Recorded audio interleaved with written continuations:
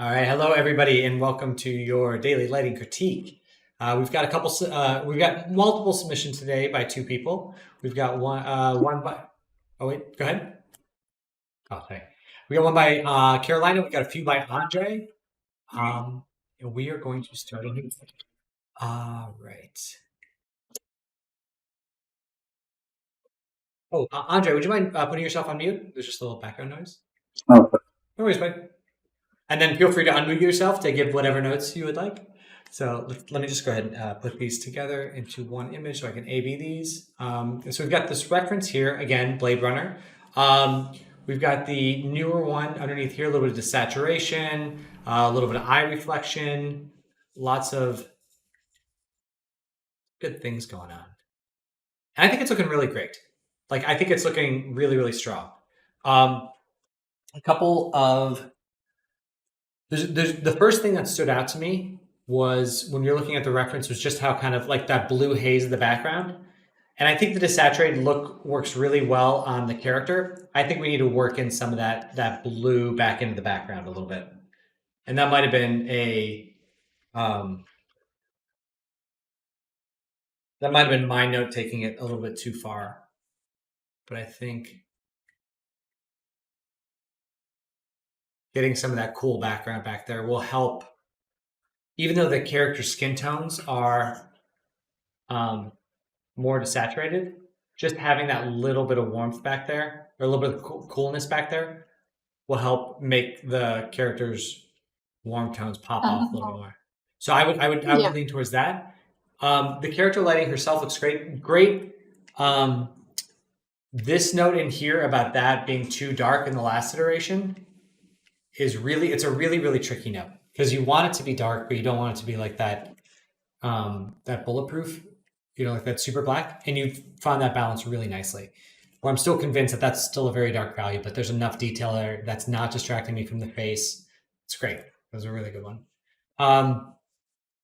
So yeah, bluing up the background a little bit. And then the last thing that I would do is a little bit more work on the eyes. Like you don't have, like she's got a little bit of a cat red eye thing going on. Like she's got like a little something super crazy right there in the middle. But just getting a little bit more value in there will help bring those eyes to life and allow the audience to make a stronger emotional connection to her. Specifically, like I think the values of the whites of her eyes looks really good. But if there's any way to pull out a little bit of the iris, the colored part, like the little bit, like if she has like brown in her eyes or hazel, or I forget what color her eyes are. But just pulling out that color just a little bit more, and that way the pupil can set black and the black, and then this. The eye ding's in a good spot. I think it's a little bit tight and a little bit small. I would make it a little bigger and softer. But other than that, I think everything's looking really great. Do you have any questions? Are you happy with this?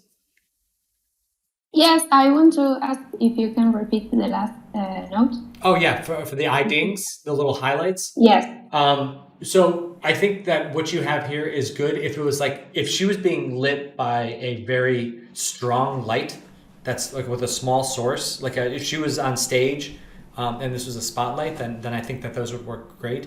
But because because the light source is coming in from behind her, what we would be seeing here is a reflection of objects being hit by the light. So it would be, I would just basically make it just like a little bit larger and softer and not like a small. Oh, okay. Yeah. So it's just the shape of that reflection, if you can. Just make it a little bit bigger and then tone it. And show a little bit more color in the iris? Yes. Iris? Yeah. Iris. Yes. So the like, just so you can kind of see it a little bit. Like I can see it just a touch, like right in there. It's like a little bit. It looks like a brown value. Just try and pull that out just a little bit more. Okay. Yes, because I have the light with diffused to 0, so the white of the eye it doesn't burn. Mm-hmm. But when I do that, I lose the color of the iris. The benefit of doing a still image, and you can do this with moving images too, is that you can do my trick, which is rendering it out a couple times with a couple different lighting modes, and then you can piece them together a little bit. It's an old trick of when I was a photographer, and Andre probably knows this too. Like basically, you would do things like you would bracket your exposure, like you'd keep your camera on a tripod, and then expose things at different exposure amounts, and then you can kind of be like, well, this part of the image looks better when it's more exposed, and this area looks better less exposed, and then you just kind of Photoshop them together a little bit. Because again, it's one of those like you take advantage of the medium that you're in, and if you're doing a still, then go crazy, then go really get after it. So yeah. Okay. Yeah. All right, cool. Yeah, but it's really like really, really great stuff. This looks really good. Okay, thanks. Yeah, you're welcome. All right, Andre, let's hop in. Let's take a look. We've got your previous, got your current. Okay. Yeah, cool. This is the dark, the more contrast really helps a lot. Softening the shadow helps a lot. I think I would love to see you do one last experiment with this one where, you could even, basically what I want to try is making a little bit more of a dramatic lighting setup just by making more areas in shadow and less areas in light. Specifically on the fruit, because I think this yeah. So I think it would just be a matter of, and what I was going to say was, if you want for tomorrow, if you just want to render out a pass with just the key light on this, and another with all the and then like another image with everything but the key light. Do you know what I mean? Then we can kind of like mock, because that's how I like to do it in my own work, and I can kind of talk through that process a little bit. Because then I can just like Photoshop it together a little bit more, and that would be really good. Because then you could be like, okay, I want to light here, but not here, and then you would go back to the lighting and make that adjustment to like maybe add a gobo or something to kind of play with that. Cool. Do you like the all wood on the basket? Yeah, I'm not sure about that. I like it. I almost want it to be darker. I almost want it to be more like this tone of wood. Just to kind of false back. I really like this, the way that these flowers are just kind of creeping out of the shadow back there. I think that looks really cool. And these flowers are looking great too. The flowers look great. The vases feel like there's still something. Maybe they're just a little bit too murky in there, and there's something. It's hard for me to put my finger on it. It feels like there might just be too much. Not clear. Like I feel like I'd be able to see through them a little more easily, and less frosted. Okay, I can try it. Yeah.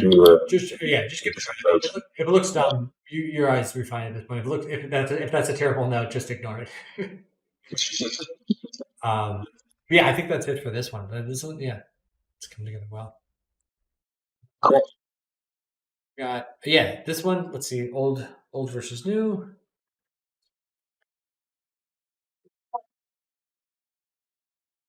Yeah. Darkening of that background really helps. She pops out a little bit more. Her lips look a lot better. Her skin looks a lot better. Looks like a high resolution too. A little bit of eye ding helps. Almost. This looks great. Like this, I think I said this last time. The specular highlight across the top of her head looks really, really good. I would almost try, and that same idea of a render pass, with just seeing if we can get a similar highlight, maybe somewhere in here.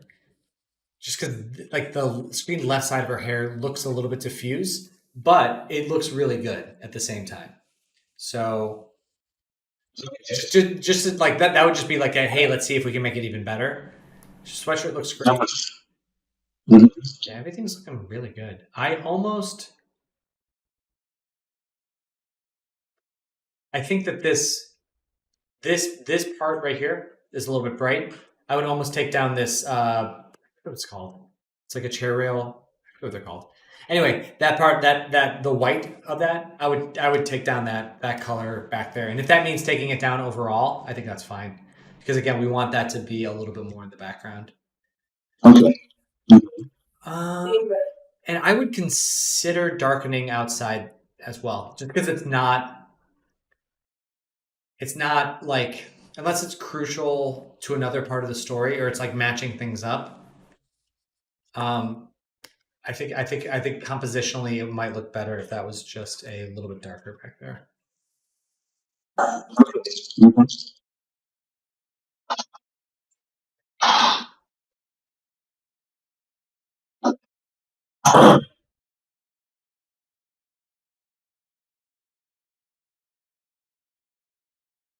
Terrible erasing job, but yeah, just like having a little bit of darker value back there would be good. And then watch out for these. Watch out for these super. You might like these. They look good here, but in the reflections, they look a little like because there you're like, oh, they're candles. I get it. And even that, actually, I would maybe consider warming these up and maybe glowing them a little bit more. Let's see. Okay. Just try something real quick.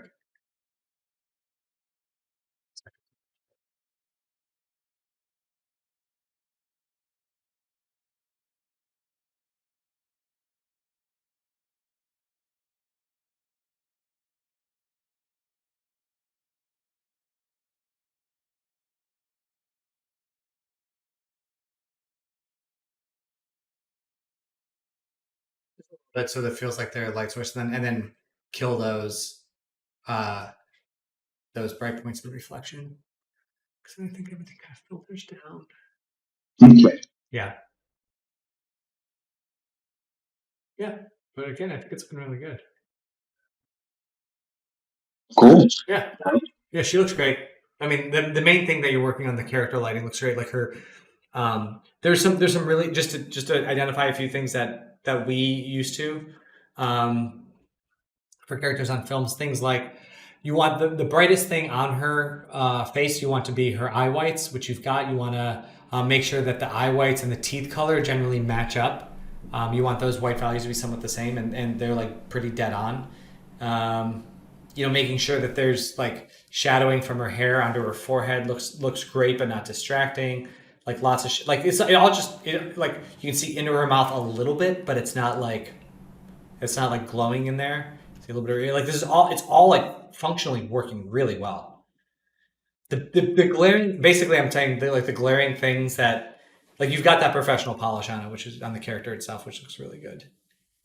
Nice. Great. Let's hop into the alley. I think this guy, Diana, I think, is lit this rig guy. I remember him. So Yes. Cool. All right, great. So for this one, I think my biggest takeaway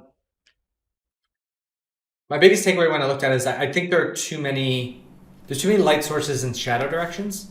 Like just looking at this, like we've got a shadow that's coming down here. We've got this one going out this way. We've got this one going back that way. Actually, those two might be the same, but there just feels there's like a lot of. Actually, you know what? No, like there's this shadow going this way on him, and this shadow going that way, which again is not like completely unheard of in the world. It's just that from an artistic standpoint, it just kind of creates some visual confusion in the audience, and it also creates these intersecting lines that can be problematic. Like they just like from a composition standpoint. So what I would do, I would start with, because I think you're doing something really smart with your moonlight, which is positioning it right around him like that. And you can even, just because we don't know what's up there, we could even like cap this part off too and put that in the shadow, and just something like that, where it's more like. But I think that's one of the first times I've seen it positioned that way, and it was working really well. And then what I would do is I would, for the time being, definitely kill this one and this one. Just turn them off for now. Okay. And I'm thinking about just keeping one of these on. I'm not sure which one yet. So I would play around with them and say, just see which one works better in these two. Is it just going to be these two camera angles, or are you going to do more? No, just that. Okay.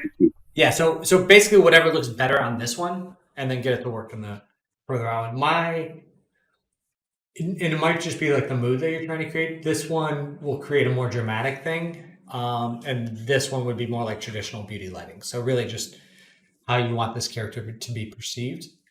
And then Okay. yeah, and then once that's in place, then we can talk about like maybe adding in some, like if it's like too boring, like if there's not enough in the environment, like maybe we can make these interior lights glow or something like that. Right. Okay. Yeah, the structure of it, everything else is good. Watch out for the saturation on these apples; they can get kind of crazy because like and also all the grass you got looking pretty good with some specular highlights. That's something else with this environment. Yes, specularity there, and then watch out, and then also the saturation too on the grass can be a little bit strong. Mostly, it's not actually a problem in the like it would be fine with the rest of the world. It's just that the rest of the scene, the ground, the walls, the barrels, everything's pretty desaturated, and sometimes that red stuff can really pop. Yeah. But yeah, but the rest of it, like the ground looks great. It's looking really good. Cool. Yeah. Stuff all around. All right, man. I think that's it for today. Anybody, you guys have anything else? Any other questions or anything before we part ways? No, that's it. All right, great. Oh yeah. All right, great. So I will. Tomorrow I'll be back for written critiques. Thursday, I'm not sure if I'm gonna be able to do a live critique just because I have some family in town and some other stuff going on. So I might have to shift that to a written critique this week too. But I'll keep you guys posted on that. Okay. All right, be good, guys. I will talk to you very soon and enjoy the rest of your day. Thank you. All right, be good, everybody.